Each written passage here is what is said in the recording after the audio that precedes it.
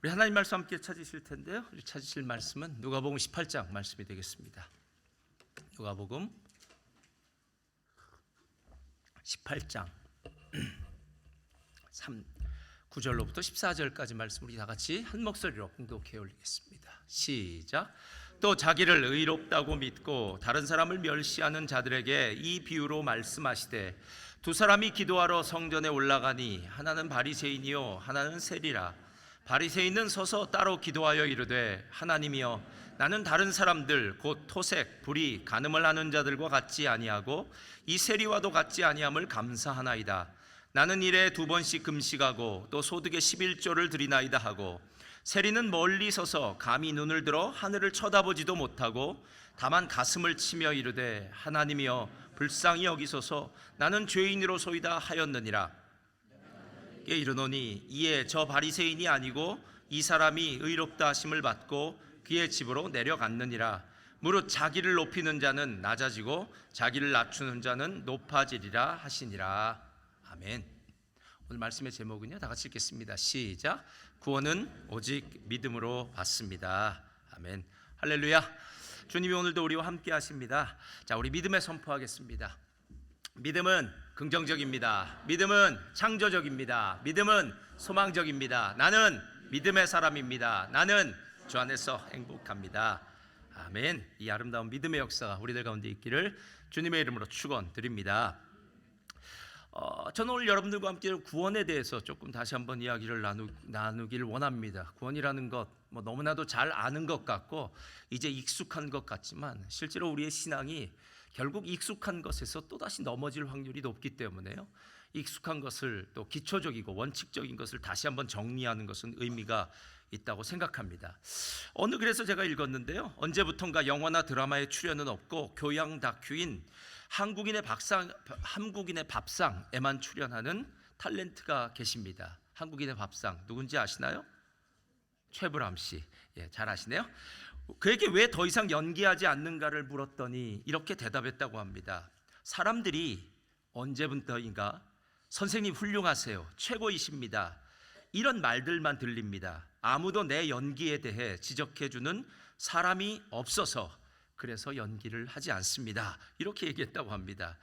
자신의 연기에 대해 아무도 피드백해주지 않는 상황이 위험하다고 느꼈기 때문에 그만두었다는 말인데, 실제로 최불암 선생님뿐 아니라 나이가 먹고 높은 위치에 가면 갈수록 점점 더 피드백이나 다른 사람의 지적으로부터 멀어진다라는 겁니다.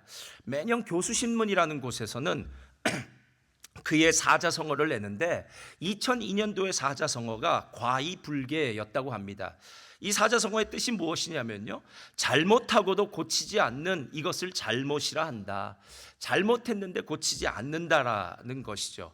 그래서 최불암 선생님 같은 경우에는 자신이 분명히 과이불개, 그러니까 잘못을 했음에도 불구하고 이제 나이도 지긋하게 먹고 최고의 자리로 올라갔으니까 사람들이 자기를 향해서 피드백하거나 지적해주지 않는 것, 이런 부분이 더 걱정스러워서 연기를 하기 힘들었다라고 합니다.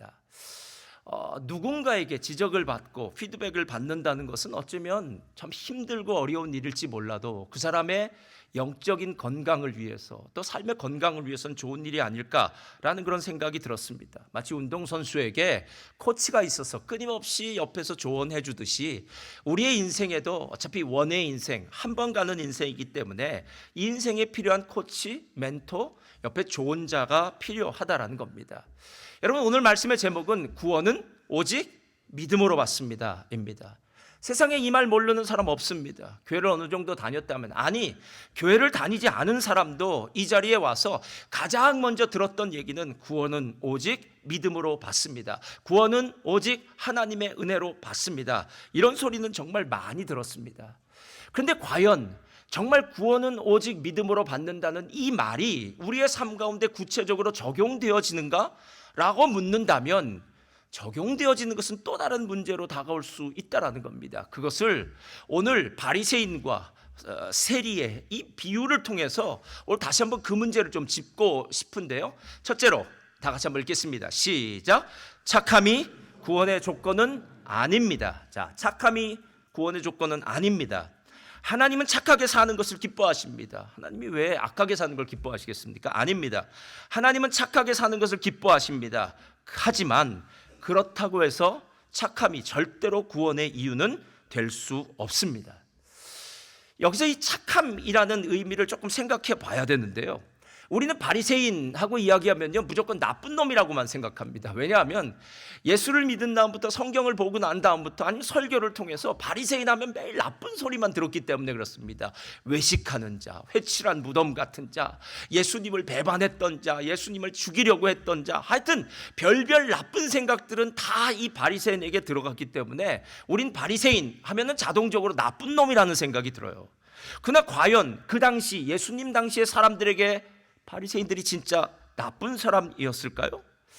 실제로 오늘 아주 객관적으로 바리새인들을 좀 보기 시작하면요, 바리새인들의 모습은 그렇게 나쁜 것처럼 보이지 않을 수 있다라는 거예요.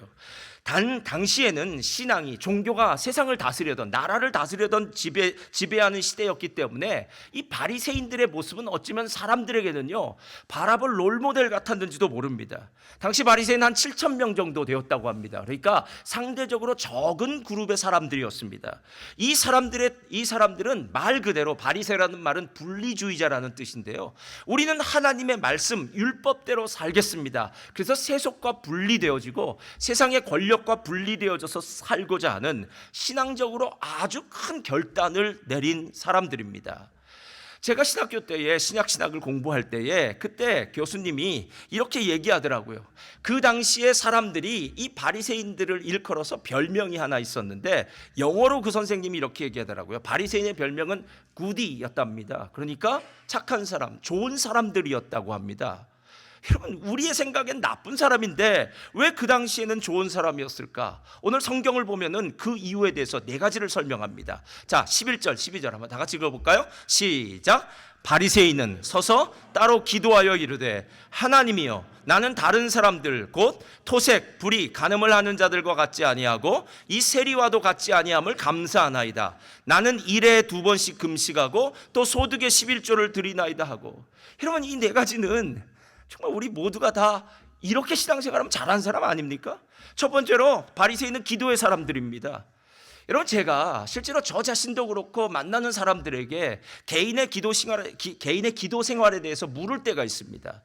요즘 기도 생활 어떠십니까? 본인의 기도 생활에 만족하십니까? 라고 물어보면요, 저도 실은 제 기도 생활에 만족하지 않고 제가 더 기도해야 되는데 기도가 부족합니다 라고 이야기하고, 제가 만나는 분들에게 모두 물어보면요 이구동성으로 똑같이 이야기합니다. 저는 기도가 차고 넘칩니다. 할렐루야. 한 명도 못 봤습니다. 그런 사람 한 사람도 없고요. 다들 기도가 부족하다고 이렇게 얘기하면서 기도 시간을 더 가져야 되는데, 기도해야 되는데 하고 이런 말들을 하더라는 거예요. 여러분, 바리새인에게 만약에 당신의 기도 생활은 어떻습니까? 라고 묻는데 뭐라고 얘기할까요? 저는 충분히 기도합니다. 이렇게 얘기했을 겁니다. 그리고 실질적으로 그들은 충분한 시간을 들여서 기도를 한 사람들입니다. 그렇다면 훌륭한 사람들 아니겠습니까? 두 번째로 그들은 율법의 사람이었습니다. 오늘 그들이 말하고 있는 토색, 불의, 간음, 이런 것들은 다 율법에 나와 있는 조항들이에요. 여러분, 윤리적으로 도덕적으로 어떤 사람이 정말 정직하게 윤리적으로 도덕적으로 잘 살고 있다면 그 사람의 삶은 분명히 귀감이 되고 다른 사람들에게 롤모델이 될 확률이 높습니다. 어떤 사람이 말씀을 잘 지키기 위해서 자신의 삶을 이리도 정리하고 저리도 정리해서 저 사람은 정말 법 없이도 살 사람이야, 저 사람 정말 훌륭해 라는 이야기를 듣는 사람들이 있었다면 지금 바리새인들이 아마 그런 이야기를 들었을 확률이 높습니다. 그런데 거기서 끝나지 않고요, 그들은 금식의 사람이었습니다. 나는 일회에 2번씩 금식하고. 경건한 신앙인의 표지가 세 가지가 있어요. 하나는 금식, 두 번째는 기도, 세 번째는 구제입니다. 이 세 가지가 그 당시에 경건한 신앙인들의 경건의 모습을 대표하는 아주 중요한 요소들이었는데, 이들은 일주일에 2번 금식을 했다라고 이야기합니다. 제가 이전 교회에 있을 때 시대의 순복음교회 정바울 목사님을 부흥 강사로 초청했습니다. 아마 둘째 날이었을 거예요. 첫째 날은 기도하고 이제 예배를 끝나고 둘째 날을 딱 올라오셨는데요, 다른 얘기를 안 하고 본인의 얘기를 하시더라고요. 본인의 간증을 얘기하시는데, 본인은 시간의 11조를 하나님 앞에 드리기 위해서 매달 1, 2, 3일은 금식하신다고 얘기하더라고요. 그러니까 하나님 앞에 결단하고 난 다음에 수십 년 동안 1, 2, 3일을 금식하신다고 그렇게 말씀하더라고요. 듣고 있었던 사람들이 얼마나 충격을 받았는지 모릅니다. 여러분, 금식이라는 것이 말처럼 쉬운 것은 아니지 않습니까? 게다가 요즘처럼 먹방, 먹는 게 대세인 이 시대에 3일씩 매달마다 금식을 하면서 하나님 앞에 기도하는 건 결코 쉬운 일은 아니고요. 어쩌면 그분의 사역의 가장 중요한 핵심 요소가 하나님 앞에 이렇게 금식하며 기도했던 것은 아니었을까라고 그때 은혜를 받았던 적이 있습니다. 여러분, 근데 오늘 성경을 보니까 바리새인들은 일주일에 며칠이요? 2번씩 금식한답니다. 대단하지 않습니까, 여러분? 만약에 우리 교회 일주일에 2번씩 누군가가 금식을 이렇게 꼬박꼬박 한다면 그 사람은 모든 사람들에게 존경받는 사람이 될 겁니다. 아무개 집사님 정말 대단해. 그분이 일주일에 이틀씩이나 금식을 하면서 하나님께 기도하는 정말 경건한 사람이야. 어쩌면 다른 교회 사람들에게 누구를 만나든지 간에 자랑하는 사람은 되지 않았을까라는 그런 생각이 들었습니다. 근데 거기서 끝나지 않고요, 그들은 헌신의 사람이었습니다. 소득의 11조를 드린다고 얘기하는데요, 물질, 몸으로 또 시간으로 또 삶으로 드리는 것과 함께 그들은 물질로도 하나님 앞에 헌신을 했습니다. 아니, 뭘 더 이 사람들에게 필요하겠습니까? 그 당시에 이 사람들, 이 바리새인들이 이 네 가지 부분 속에서 하나님 앞에서 신앙적인 모습을 보였을 때 그 당시에 있었던 유대인들은요, 바리새인 보면서 야, 대단하다. 다른 사람 몰라도 저 사람들은 천국에 갈 거야. 저 사람들은 정말 하나님 앞에서 착한 사람들이야 라고 이야기할 정도로 그들은 신앙의 본보기가 되는 롤모델 같은 사람이었다라는 거예요. 근데 오늘 반전은 14절에 있습니다. 내가 너희에게 이르노니 이에 저 바리새인이 기고 아니고 아니고 라고 얘기해요. 이게 무슨 말입니까? 네. 여러분, 오늘 첫 번째 소제목이 뭔지 아십니까? 착함은 구원의 조건이 아닙니다. 여러분, 우리가 예수 그리스도의 믿음으로 은혜로 구원받았다고 하고 많은 성도들이 다시 율법으로 돌아간다고 합니다. 그래서 어떻게 돌아가냐면 착하게 살아야 돼요. 하나님 일 많이 해야 됩니다. 기도 잘 해야 됩니다. 말씀 잘 읽어야 됩니다 하는 이 율법적인 조문으로 다시 돌아가서요, 그것들을 잘 지키면 하나님 앞에서 구원받은 것처럼 느껴지는 그런 것. 그런데 오늘 바리새인을 보니까 뭐라고 이야기하냐면 이 바리새인들은 아니고라고 얘기해요.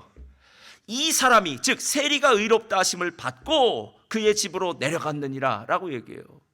구원에는, 구원을 표현하는 단어들은 여러 가지 단어가 있습니다. 구원은 본래 의미는 건져냄을 얻었다, 죄에서부터 자유함을 얻었다, 죽음에서 해방되었다, 죄의 노예에서 하나님의 자녀가 되었다, 많은 이야기들이 있는데 그 중에 한 표현이 무엇이냐면 의롭게 되었다, 의인이 되었다. 여러분 잘 아시는 칭의가 바로 구원받은 사람의 모습이라는 거예요. 그러니까 바리새인들이 인간적으로 보기에는 신앙인 같고 신앙의 롤모델 같고 거룩하게 경건하게 뭐 이렇게 많은 삶을 사는 것을 보여주었는데 정작 예수님의 마지막 평가는 아니고라고 얘기를 하더라는 거예요. 아니고. 그러니까 착함은 결코 구원의 조건이 될 수 없습니다. 여러분, 천국은 착해서 가는 곳이 아닙니다. 그렇다면 두 번째가 있어요. 둘째로 다 같이 읽겠습니다. 시작. 악함이 구원의 걸림돌이 아닙니다. 자, 악함의 대명사는 이제 세리인데요, 하나님은 악하게 사는 것을 미워하십니다. 여러분 잘 들으세요. 하나님은 착하게 사는 것을 기뻐하시고요, 악하게 사는 것은 하나님이 미워하십니다. 그러나 악해도 하나님은 당신의 긍휼하심과 사랑으로 그 사람을 구원하십니다. 이게 오늘 성경이 이야기하고 있는 거예요. 하나님은 내가 이렇게 하면 구원을 받을 거야 라고 해서 그렇게 살라는 것이 아니라 하나님 자신의 한량없는 은혜로, 전적인 은혜로 우리를 구원해 주신다라는 겁니다. 실제로는 이 비유가 맞는지 안 맞는지는 모르지만 제가 보기에는 이 사람이 제일 극악무도한 사람 같아서 이 사람을 머릿속에 한번 떠올랐어요. 몇 년 전에 한국에 있었던 큰 사건 중에 온 국민이 분노했던 사건이 있습니다. 세월호 사건. 300명이 넘는 사람들이 물에 수장돼서 죽었습니다. 그중에 200명이 넘는 아이들은 단원고 학생, 안산에 있는 단원고 학생들로 수학여행 가던 그 어린 친구들이 바다에 다 수장되었습니다. 그런데 그때 사람들이 많이 분노했던 것은 무엇이냐면은 그 배 선장이었던 이준석 선장이 자기 목숨을 살기 위해서 사람이 죽어가는데 먼저 자기는 빠져나왔다라는 거예요. 이게 말이나 됩니까, 여러분? 그 배의 선장이라면, 아니 그 사람이 지금 어떤 상황이었는지는 잘 모르지만 선장이라는 책임지는 자리에 갔다면 당연히 그 배와 함께 그 배에 있는 사람들을 책임져야 될 사람인데, 그 책임져야 될 사람들이 책임을 회피하고 목숨 살리기 위해서 뛰쳐나온 거 아니겠습니까? 이준석 선장이 법정에 섰을 때 검사들은 그에게 사형을 구형했습니다. 그리고 그에게 사형을 구형했을 때 모든 사람들은 다 이렇게 생각했을 겁니다. 맞아, 저건 사형을 받아 마땅한 일이야. 수백 명의 인명을 저렇게 다 쓸려버린 저 악한 사람, 자기의 책임을 감당하지 못할 저 사람은 죽어 마땅한 사람이야, 극악무도한 사람이야 라고 이야기했을 겁니다.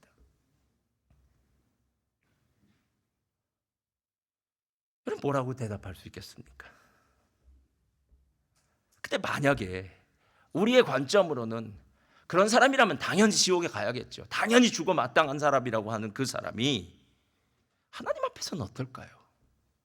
하나님, 다른 사람은 다 구원받아도 저 인간은 안 됩니다 하는 저 인간이 하나님 앞에 있을까요? 없을까요? 하나님 앞에는 우리 인간이 생각하는 정말 극악무도한, 인간이기를 포기한 짐승 같은 그 인간이라도 하나님 앞에 진정한 회개를 하면 하나님은 그 사람을 품을 만큼 자비와 긍휼이 넓고 깊고 높으신 분, 그래서 하나님 앞에는 어떤 죄도 다 용서받지 못할 죄는 없습니다. 이게 하나님의 관점이에요. 조금 비약된 얘기였지만요, 실제로 유대인들에게 세리가 오늘 극악무도한 민족의 배신자였다는 거예요. 지금 세리는 성전에서 눈물을 흘리며 가슴을 치면서 기도하고 있습니다. 그러니까 우리가 보기에는 세리는 역시 대단해, 세리는 하나님 앞에 나와서 눈물을 흘리며 가슴을 치면서 진짜 회개를 하는구나 라는 생각을 우리들은 하겠지만, 만약에 그 세리 옆에 있었던 유대인들은 지금 눈물을 흘리며 가슴을 치는 그 세리를 향해서 우리 같은 생각을 했을까요? 전 그렇게 생각하지 않습니다. 아마 옆에 있었던 유대인들은 이렇게 생각했을지 몰라요. 저 인간 밖에 나가서는 로마의 개처럼, 로마 사람들의 그 개처럼 열심히 우리 민족의 피를 빨아먹고 우리를 그토록 힘들게 하고 우리에게 세금을 거두더니 정말 뻔뻔스럽게도 주의 성전에 와서는 눈물을 흘리며 자기가 죄를 지었다고 저렇게 기도를 해?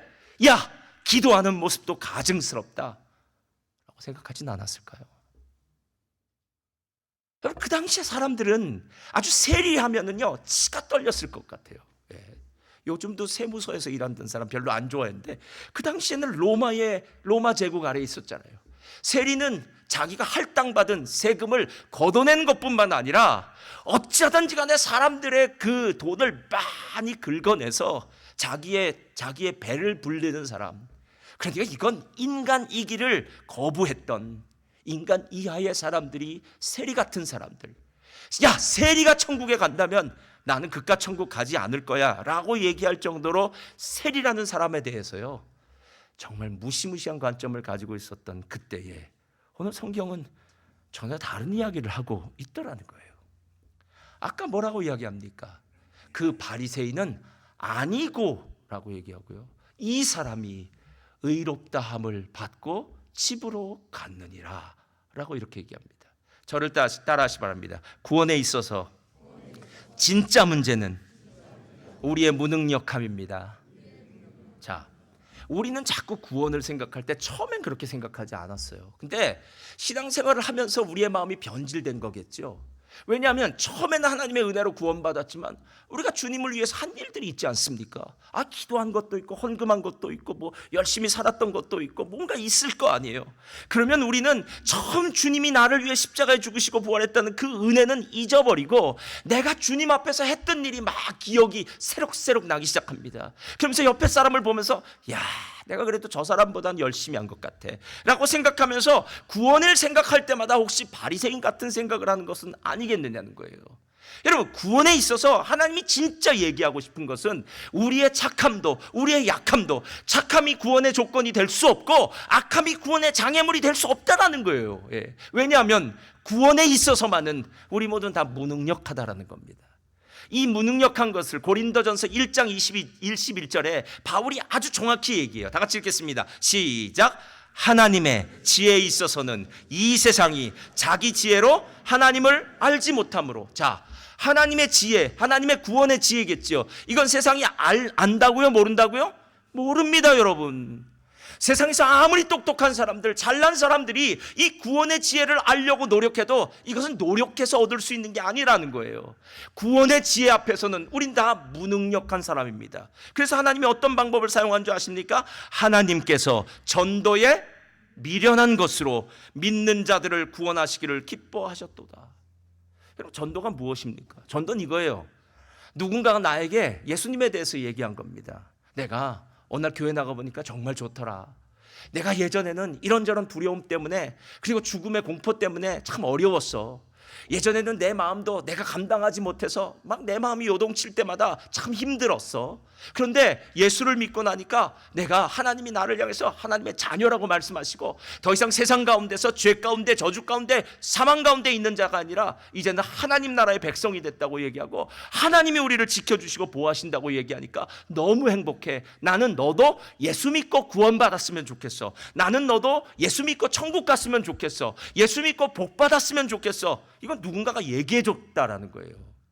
그러고 나서 저와 여러분의 인생을 한번 생각해 보십시오. 여러분 스스로 교회 나오신 분이 있습니까? 아니면 어디에선가, 누구에게선가 교회에 대해서, 신앙에 대해서, 하나님에 대해서 이야기한 사람이 있었기 때문에, 그 이야기가 들려왔기 때문에 우리가 하나님 앞에 나온 것이 아니겠느냐라는 거예요. 여기서 말하는 전도에 미련하다라는 말은요, 그 방법이 나쁘다는 뜻이 아닙니다. 미련하다는 말은 나쁘다는 뜻이 아니라 하나님이 구원을 위해서 전도라는 방법을 쓰실 때 사람들이 생각하기엔 말도 안 된다라고 얘기하는 거예요. 말도 안 된다는 거예요. 어쩌면 저와 여러분은, 이 자리에 함께 예배를 드리는 저와 여러분의 삶은요, 말도 안 되는 것을 믿고 있는 사람입니다. 예수님이 2000년 전에 하나님이신데 이 땅에 오셨답니다. 33년을 사시다가 빌라도 시대에, 빌라도 총독 시대에 예수님이 십자가에 죽으셨답니다. 예수님이 죽고 난 다음에 사흘 만에 부활하셨답니다. 그리고 나서 하늘로 승천하셨답니다. 여러분, 죽은 사람이 살아난 거 본 적 있습니까? 이 땅에 살고 있는 사람들이 하늘나라로 올라가신 거 본 적 있습니까? 아니, 죽었다 살아난 사람도 본 적이 없고 하늘로 올라간 사람도 본 적이 없고, 실은 우리가 이야기하는 이 구원이라는 것, 예수님이라고 하는 거는요, 세상적인 관점으로 보면 말도 안 되는 일입니다. 세상적인 관점으로 보면은 다른 종교들이 훨씬 신뢰할 만할지도 몰라요. 세상에 있는 모든 종교들은 거의 다 범신론이라고 합니다. 범신론이 뭐냐면요, 세상의 모든 곳엔 다 신이 있다라는 겁니다. 우리 안에도 신이 있고, 이 건물에도 신이 있고, 뭐 일본 사람들은 뭐 화장실에도 신이 있고, 뭐 어디에도 신이 있고, 나무에도 신이 있고, 뭐 강에도 신이 있고, 어디에도 신이 있고, 다 신이 있다라는 거예요. 그래서 이 자연주의라고 하는, 자연종교라고 하는 이 범신론에서는요, 어떻게 해서 구원을 받느냐면 득도하면 된다는 거예요. 깨달음이요. 득도라는 게 무슨 뜻인지 아십니까? 우리 안에 신이 있다는 거예요. 근데 내가 그 신이 있는지를 없는지를 몰랐다는 겁니다. 그런데 그 몰랐던 이유가 내가 나를 비우지 않았기 때문에, 내 욕심이 가득 채워졌기 때문에 내가 신인지를 잘 몰랐는데, 이제 어느 날 내 마음을 비우는 수련을 했습니다. 마음 수련원 훈련을 했습니다. 고행을 했습니다. 뭔가 경전을 읽었습니다. 그랬더니 내가 득도하게 되었더라 라고 이렇게 이야기하는 거예요. 즉, 내 안에 선한 것이 있어서 내가 모르던 것을 나중에 깨달아 알게 되었다라는 것이 세상의 종교, 범신론, 자연종교입니다. 그런데 성경은 그렇게 말하지 않아요. 우리 안엔 선한 것이 없습니다. 여러분이 여기에다 대고 아무리 뭐라고 이야기해도 소용없습니다. 선한 것이 없습니다. 제가 조금 이따 그 부분에 대해서 말씀드릴게요. 예. 오늘 세칭 착하다고 이야기하는 이 바리새인들, 아까 제가 굿이라고 얘기했는데요, 바리새인들이나 악하다고 손가락질을 받던 세리나, 이 세리의 악함이나 바리새인의 착함은 구원의 조건과는 다르다라는 거예요. 그리고 난 다음에 14절 말씀에 다시 한번 제가 읽겠습니다. 내가 너희에게 이르노니 이에 저 바리새인이 아니고 이 사람이 의롭다 하심을 받고 그의 집으로 내려갔느니라. 무릇 자기를 높이는 자는 낮아지고 자기를 낮추는 자는 높아지리라. 이게 구원의 조건이라는 거예요. 자기를 높이는 자는 낮아지고 자기를 낮추는 자는 높아지리라. 그렇다면 구원받는 사람은 절대적으로 자신을 낮춰야 되는데 이 낮춘다는 게 도대체 무슨 의미냐는 거예요. 빌립보서 2장을 보면은 이 낮아짐에 대해서 이렇게 얘기합니다. 너희 안에 이 마음을 품으라. 곧 그리스도 예수의 마음이니 그는 근본 하나님의 본체시나 하나님과 동등됨을 취할 것으로 여기지 아니하시고 오히려 자기를 비워 종의 형체를 가지사 사람들과 같이 되셨고 사람의 모양으로 나타나사 자기를 낮추시고 죽기까지 복종하셨으니 곧 십자가에 죽으심이라. 여러분, 오늘 이 낮아지는 이 마음은 예수님의 마음이라 그러는 거예요. 왜냐하면 예수님이 낮아지셨잖아요. 하늘 보좌에 계시던 하나님이 죄 많은 이 땅에 그냥 내려오신 게 아니라 종의 형체, 이 죄 많은 인간의 형체를 입으시고 그 죄 많은 인간의 형체를 입고 이 땅을 그냥 사신 것이 아니라 오직 극악무도한 죄인들만이 가는 그 십자가의 형벌로 죽으신 그 사건, 십자가까지 내려가는 그 사건, 바로 그 사건이 낮아짐이다라는 겁니다.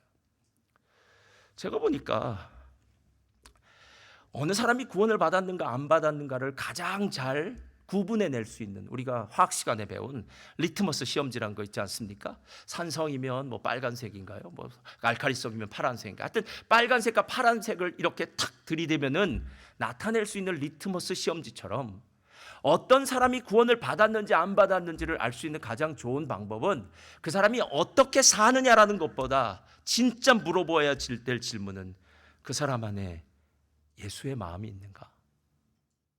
십자가의 마음이 있는가? 라는 질문이라는 거예요. 근데 이게 좀 어려워요.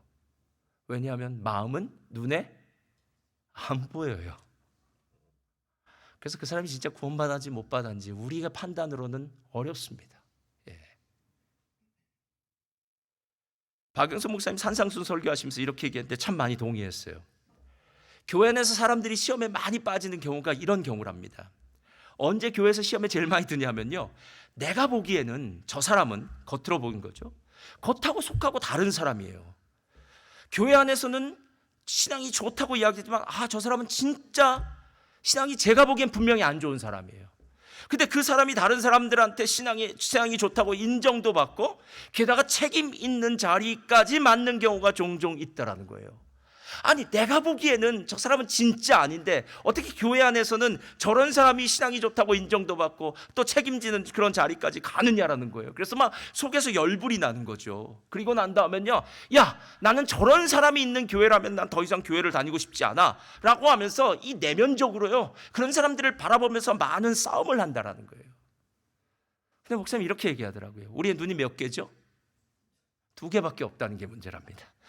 3개라면요, 뒤통수에 하나 달려있다면 더 많은 걸 보겠죠. 4개라면요, 더 많이 보겠죠. 눈이 수백 개라면요, 많이 보겠죠. 근데 문제는 우리의 눈이 2개밖에 없다는 게 문제래요. 그러니까 우리가 볼 수 있는 것은 제한적이고 한계가 있다는 거예요. 묻겠습니다. 우리가 보는 것과 하나님이 보는 것이 똑같을까요? 다를까요? 그럼 하나님 보시는 건 달라요. 사람들이 왜 화를 내고 착각하느냐 하면, 그런 사람들이 사람들에게 인정받을 때, 사람들에게 상을 받을 때, 산상순 보면 이렇게 얘기하잖아요. 저들은 이미 사람들에게 상을 받았다라고 하는, 사람들에게 상을 받았다고 하는 것을 보면서 마치 사람들에게 상을 받은 게 아니라 하나님에게 상을 받은 것이라고 착각하고 있더라는 거예요. 여러분, 사람에게 상을 받은 것과 하나님에게 상을 받은 것은 다릅니다. 하나님은 우리의 심령을 감찰하시는 분이십니다. 하나님은 마지막에 의로운 판결을 내리시는 분이십니다. 여러분, 하나님의 심판대 앞에 서기 전까지는 우리는 어느 누구도 나는 잘했습니다라고 얘기할 사람이 하나도 없어요. 시험을 보면은요, 죄송합니다, 이 공부를 조금 잘 안 하는 친구들은 맞은 것만 생각을 해요. 그래서 시험 잘 봤다고 얘기해요. 근데 나중에 보면 점수가 엉터리로 나옵니다. 근데 공부를 진짜 잘하는 애들은 어려웠다고 얘기해요. 근데 나중에 뭐 꼭 1-2개 틀려요. 그래서 더 재수가 없어요. 근데 왜 그런가 봤더니요, 이 친구들은 다 알고 있는데 틀린 것만 더 많이 생각나는 거예요. 그래서 한두 개 틀린 게 더 증폭되어져서 많은 것을 틀린 것처럼 생각해지더라는 거예요.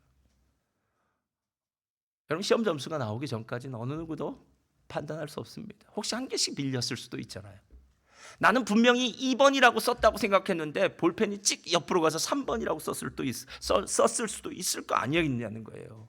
최종 판결은 하나님께 있다는 겁니다. 심령을 감찰하시는 그분, 눈이 우리처럼 2개가 아니라 눈이 수백 개, 수천 개, 아니 심령까지도 감찰하실 수 있는 그 하나님이 보시기 때문에 그런 거 걱정하지 말고 염려하지 말고 그냥 우리나 잘하면 됩니다. 하나님이 다른 사람 보시는 것이 아니라 나를 보면서 내 마음 가운데 예수님의 마음이 있는가 없는가만 하나님 앞에서 우리가 다시 한번 점검받으면 돼야 된다는 거예요. 예수의 마음은 근본 하나님의 본체십니다. 높고 높으셨습니다. 그러나 십자가까지 내려왔습니다. 십자가라는 것은요, 억울한 자리입니다. 왜 억울합니까? 아니, 예수님 죄가 하나도 없으세요. 아무리 뒤집어 봐도 까집어 봐도 죄는 없습니다. 그런데 예수님이 지금 십자가에서 달려 돌아가십니다. 사람들은 예수님께 침을 뱉습니다. 조롱합니다. 채찍질합니다. 그리고 발가벗겨져서 그 모든 수치를 당한 곳이 바로 십자가입니다. 그런데 놀랍게도요, 예수님의 그 십자가의 자리에서 예수님은 아무 말씀도 하시지 않더라고요. 도살장에 끌려가는 어린 양처럼 그저 하나님의 뜻 앞에 순종하는 예수님이 있더라는 겁니다. 저는 호주에 와서 정말 감사하는 게요, 우리 집사님들 직장 생활 하시는 거 보니까 너무 감사드려요. 한국에서 직장 생활하는 것은요, 단순히 직장 생활이 아니라 직장의 상하 관계가 있을 거 아닙니까? 그리고 한국이라는 사회는 본래 경쟁 사회 아닙니까? 그러니까 누군가를 밟고 올라가야 되는 것, 또 단순히 상하 관계에 상관과 나와의 관계가 아니라 개인적으로 또 어떤 이런 만남, 여러 가지 문제들이 있기 때문에 한국에 사는 것은 정말 힘듭니다. 그래서 한국에 직장 생활하는 한국의 남자들이 많이 직장 생활하니까요, 남편들이 직장에 갔을 때 직장 상사로부터 괴롭힘을 당하거나 잘 맞지 않는 사람이거나 아니면 어떤 때 정말 열이 많이 받을 때는요, 정말 사표를 딱 써서 확 던져버리고 그냥 내가 이깟 회사 더 이상 안 다닐 거야 라고 속으로만 생각하고 사표를 던질까 말까 할 때 꼭 눈앞에 아른아른거리는 얼굴들이 있습니다. 여우 같은 자식들과 토끼 같은 아내. 요즘은 여우 같아요, 자식들이. 차라리 아내가 토끼 같습니다. 하여튼 누군지 모르지만 가족들의 얼굴이 갑자기 떠오르기 시작하면서 확 던지고 그냥 그만두고 싶은 회사도 다시 사표 주머니에 집어넣고 다시 또 묵묵히 참고 견디면서 회사 다니는 거 아니겠습니까? 그게 십자가입니다. 우리가 만약에 자기 성질대로 다 산다면 우리가 제명까지 다 살 수 있을까요?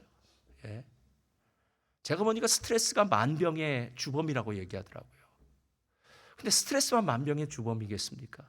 우리가 어느 날 갑자기 화를 확 내고 분노하면은요, 위가 딱 멈춰서서 소화도 안 되더라고요. 화가 나면 배도 안 고프더라고요. 여러분, 오늘 십자가의 길은 억울한 길이랍니다. 근데 그 억울함을 참고 가는 거래요. 그래서 누군가가 십자가의 마음, 예수님의 마음이 있느냐 없느냐고 묻는다면 그 사람이 진짜 억울한 일을 당해도 묵묵히 참고 견디는 것. 사람들한테 얘기하는 것이 아니라 하나님 앞에 자기 억울함을 토로하면서 하나님께 더 기도의 자리로 나아가는 사람을 보면서 우리는 저 사람의 마음에는 십자가가 있구나 라고 생각한다는 거예요. 여러분, 우리가 구원 받자마자 왜 하나님이 데려가시지 않았을까요? 저는 그랬으면 좋을 것 같아요. 예수님의 이름으로 딱 구원받은 다음 날 세례 받고, 세례를 우리 12월 달에 받으니까 12월 달에 딱 세례 받은 다음 날 죽으면 돼요. 그럼 우린 모두 천국 가는 겁니다. 할렐루야. 근데 세례 받은 다음 날에도 아주 팔팔하게 살아있더라고요. 그 다음부터는 우리 인생을 살아야 돼요. 여러분, 그 남은 많은 인생들을 어떻게 살아야 되는지 아십니까? 하나님이 훈련시키겠죠. 예수님의 마음, 십자가의 마음을 품으면서 살게 하는 하나님의 은혜가 필요합니다.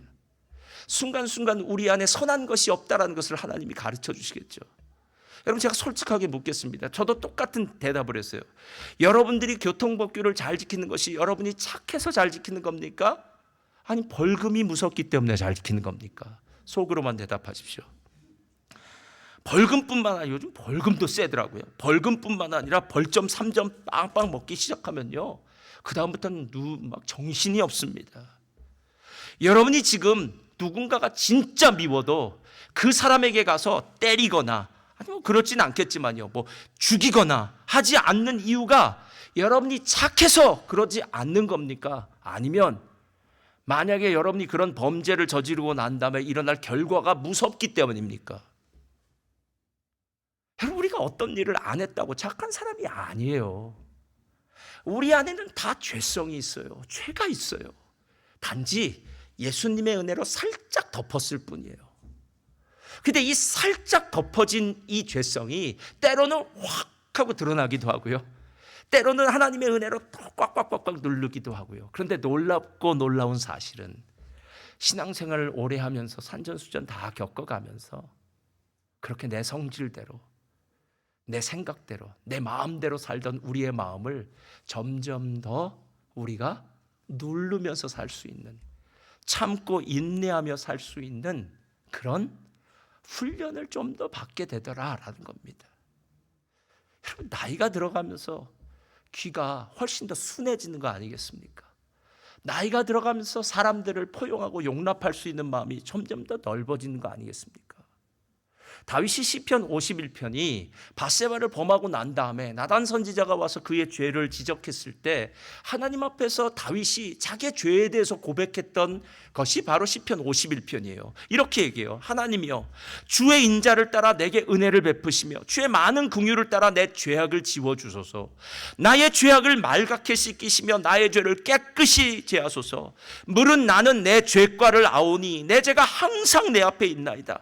내가 주께만 범죄하여 주의 목전에 악을 행하여 싸우니 주께서 말씀하실 때에 의로우시다 하고 주께서 심판하실 때에 순전하시다 하리이다. 5절 다 같이 읽겠습니다. 시작. 내가 죄악 중에서 출생하였으며 어머니가 죄 중에서 나를 잉태하였나이다. 다윗이 하나님의 마음에 합한 자라는 이름을 들었던 이유는요, 그가 훌륭한 일들을 감당해서가 아니라 그가 평생 자기가 죄인임을 잊지 않았어요. 모태에서 내 모친이 죄 중에 나를 잉태했다는 것은 나라는 인간은 이쪽으로 봐도 죄인이고 저쪽으로 봐도 죄인이고 아무리 잘 봐줘도 죄인일 수밖에 없는 인간. 그래서 우리 자신을 보면서 절망할 수밖에 없고 우리 안에는 선한 것이 없다고 하나님 앞에 얘기할 수밖에 없는 것. 예전에 베토벤 바이러스라는 드라마가 있었어요. 예. 거기에 강마애라는 지휘자가 나옵니다. 예. 왜 갑자기 지휘자님이 이렇게 우리 지휘자님도 훌륭하세요. 그 강마애 지휘자 대단하지 않습니까? 그 단원한테 했던 얘기가 있어요. 뭐라고 했는지 아십니까? 똥덩어리 이렇게 얘기해요. 단원한테 그렇게 얘기해요. 똥덩어리 이렇게 얘기해요. 이해는 가요. 예. 너는 똥덩어리 같아. 너는 아무 쓸모도 없어. 뭐 이런 얘기를 아마 그 강마애는 뭐 그런 아주 독한 말을 많이 하는 지휘자니까 그렇겠죠. 근데 저는 우리 자신들에게 다윗의 이야기를 보다가 우리는 죄덩어리라는 생각이 들었어요. 인간에게 무엇을 더 기대하십니까? 결혼하기 전에는 정말 행복할 줄 알았어요. 그냥 막상 결혼하고 나면 사람의 민낯이 보이기 시작합니다. 그런데 실은 민낯이 아니라요, 그냥 그 사람입니다. 이전까지는 콩깍지가 씌워져서 안 보였던 것인데요, 결혼하고 나서 시간이 지나니까 콩깍지가 사라졌을 뿐입니다. 지금 나와 함께 있는 그 사람은 옛날에도 그랬고 지금도 그랬습니다. 근데 더 무서운 건요, 그 사람의 문제가 아니라 내가 문제예요. 내가 죄인이라는 거예요. 옛날에는 조금 치장을 하고 가려서 죄인이 아닌 것처럼 보였었는데 결국 내가 죄인이라는 사실을 끊임없이 인정하고 고백할 수밖에 없는 게 우리의 삶이라는 거예요. 그래서 다윗이 위대한 이유는요, 하나님, 전 죄인입니다. 하나님의 은혜 없이는 살 수 없습니다.